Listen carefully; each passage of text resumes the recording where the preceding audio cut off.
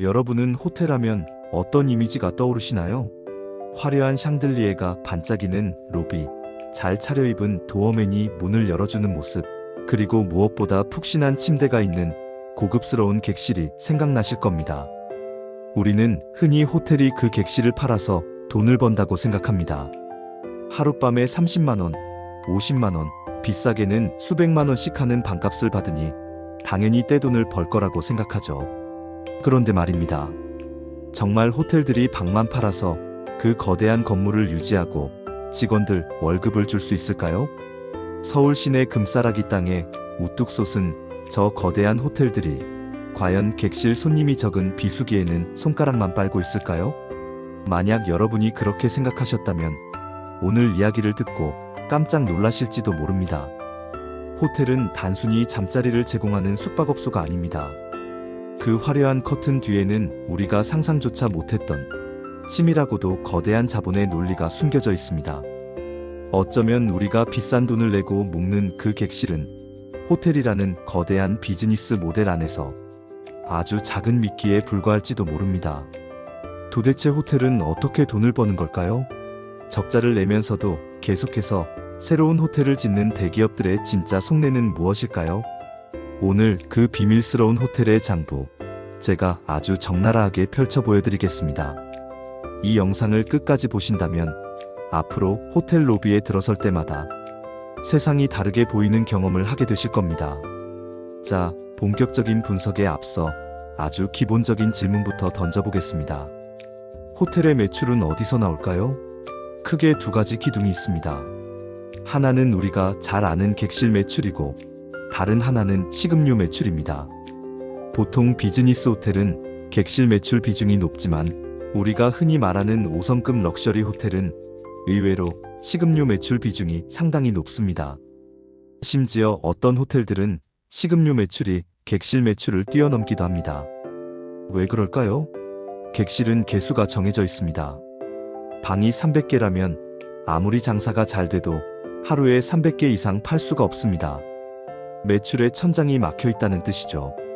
게다가 객실은 재고 관리가 불가능합니다. 오늘 팔지 못한 방은 내일 팔 수 있나요? 없습니다.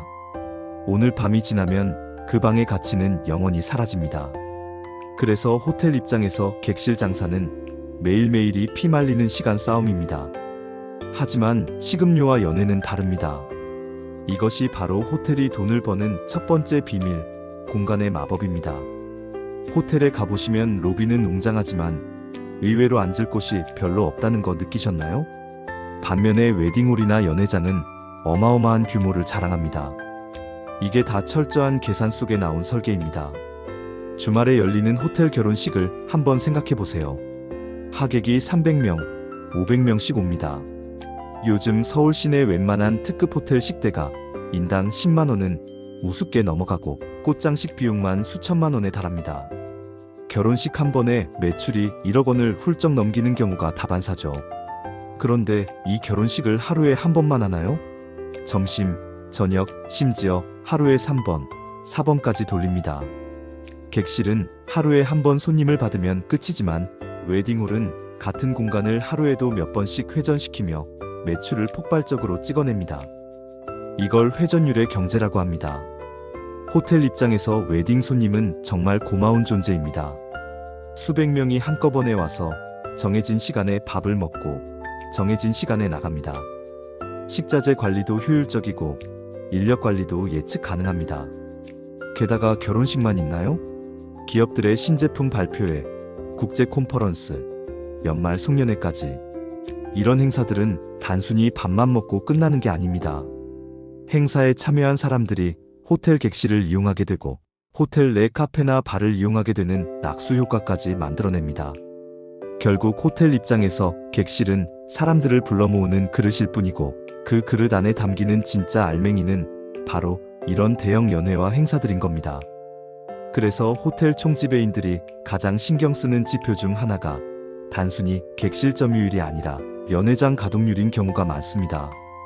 방이 좀 비더라도 웨딩홀이 꽉 차 있으면 그 호텔은 돈을 벌고 있는 겁니다. 하지만 이게 전부가 아닙니다. 음식 팔고 방 팔아서 버는 돈은 사실 진짜 큰 손들이 노리는 수익에 비하면 푼돈에 불과할 수도 있습니다. 여기서 호텔 수익의 두 번째 비밀, 부동산 가치의 관점이 등장합니다.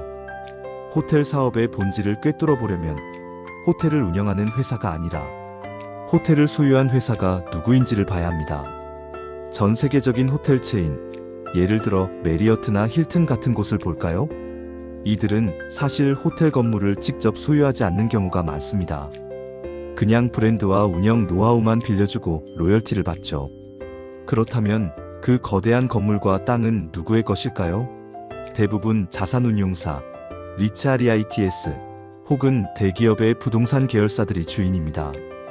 이들에게 호텔은 숙박업소가 아니라 거대한 부동산 투자 상품입니다. 호텔이 들어서는 입지를 한번 보세요. 도시의 가장 중심가, 교통의 요지, 혹은 경치가 끝내주는 휴양지입니다. 이런 땅들은 시간이 지날수록 가치가 어떻게 될까요? 당연히 우상향합니다. 호텔 하나가 랜드마크로 딱 자리 잡으면 그 주변 상권이 살아납니다. 사람들이 몰리고 유동인구가 늘어나고 자연스럽게 땅값이 폭등합니다. 호텔 오너 입장에서 영업이익은 사실 현상 유지만 해도 괜찮습니다. 진짜 수익은 5년 뒤, 10년 뒤에 이 호텔 건물을 매각할 때 발생하는 시세 차익, 즉 자본이득에서 나옵니다. 실제로 서울 남산에 있는 모 호텔이나 강남의 특급 호텔들이 매물로 나왔을 때 그 가격이 수천억 원에서 조 단위까지 가는 걸 보셨을 겁니다. 그동안 그 호텔이 10년 동안 열심히 방 팔고 밥 팔아서 번 돈을 다 합쳐도 매각할 때 한 번에 버는 시세 차익을 따라가기 힘든 경우가 많습니다. 이것이 바로 대기업들이 적자를 감수하면서도 호텔 사업을 포기하지 않는 진짜 이유입니다. 호텔은 일종의 땅 알박기를 아주 고급스럽게 하는 수단인 셈이죠. 그냥 빈 땅으로 두면 세금도 많이 나오고 보기에도 안 좋지만 호텔을 지어놓으면 현금 흐름도 만들면서 동시에 땅의 가치를 극대화할 수 있으니까요. 게다가 호텔은 감가상각을 통해 세금을 절약하는 효과도 큽니다. 건물이나 인테리어 비용으로 처리해서 법인세를 낮출 수 있죠. 이런 복잡한 회계적, 재무적 이득까지 고려하면 호텔은 단순한 서비스업이 아니라 고도로 계산된 금융상품에 가깝다는 걸 알 수 있습니다. 우리가 로비에서 우아하게 커피를 마시고 있는 그 순간에도 보이지 않는 곳에서는 거대한 자본의 계산기가 쉴 새 없이 돌아가고 있는 것이죠. 자, 이제 마지막 세 번째 비밀로 넘어가 보겠습니다. 이건 4차 산업혁명 시대에 들어서면서 더욱 중요해진 포인트인데요. 바로 데이터와 멤버십을 통한 락일라크 마이너스인 효과입니다. 예전에는 호텔이 그냥 손님 오면 친절하게 맞이하고 보내면 끝이었습니다. 하지만 지금은 다릅니다. 호텔은 고객의 모든 것을 알고 싶어 합니다. 여러분이 호텔 멤버십에 가입하는 순간 호텔은 여러분의 데이터를 수집하기 시작합니다. 이 사람이 1년에 몇 번이나 오는지, 올 때마다 어떤 방을 선호하는지, 식당에서는 주로 고기를 먹는지 생선을 먹는지, 와인은 레드를 좋아하는지 화이트를 좋아하는지, 이 사소해 보이는 데이터들이 모이면 엄청난 돈이 됩니다. 이걸 가장 잘하는 곳이 바로 글로벌 체인 호텔들입니다. 그들은 이 데이터를 바탕으로 고객에게 맞춤형 제안을 합니다. 생일 즈음에 고객님, 좋아하시는 샴페인 준비해 드릴 테니 방문하세요라고 메일을 보냅니다. 이런 개인화된 서비스에 한 번 맛을 들인 고객은 다른 호텔로 갈 수가 없습니다. 이걸 경영학 용어로 전환 비용을 높인다고 합니다. 다른 호텔로 옮기려면 내 취향을 다시 처음부터 설명해야 하니까 귀찮아지는 거죠. 이렇게 충성 고객, 즉 단골을 확보하는 것이 호텔 수익의 핵심입니다. 왜냐하면 신규 고객 한 명을 데려오는 데 드는 마케팅 비용이 기존 고객을 다시 오게 만드는 비용보다 5배에서 7배나 더 들기 때문입니다. 게다가 충성 고객은 가격에 덜 민감합니다. 호텔을 믿기 때문에 비싼 패키지 상품도 선뜻 구매하고 호텔 내 레스토랑이나 스파 같은 부대 시설도 적극적으로 이용합니다. 더 무서운 건 이 멤버십 자체가 하나의 금융 상품이 된다는 겁니다. 호텔들이 미리 선불로 연회비를 받거나 포인트를 팔죠. 스타벅스에 쌓인 선불 충전금이 웬만한 은행 예금보다 많다는 이야기 들어보셨죠? 글로벌 호텔 체인들의 멤버십 포인트 규모도 상상을 초월합니다. 호텔은 이 거대한 현금을 미리 당겨서 운용할 수 있습니다.